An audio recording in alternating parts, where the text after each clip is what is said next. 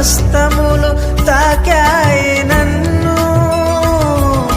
పశ్చాత్తాపము కలిగే నాలో, నేను పాపినని గ్రహించగానే నీ మేళ్లకు అలవాటయ్యి నీ పాదములు వదలకుంటిన్, నీ మేళ్లకు అలవాటయ్యి నీ పాదములు వదలకుంటిన్, నీకిష్టమైన దారి కనుగొంటిన్ నీతో చేరి.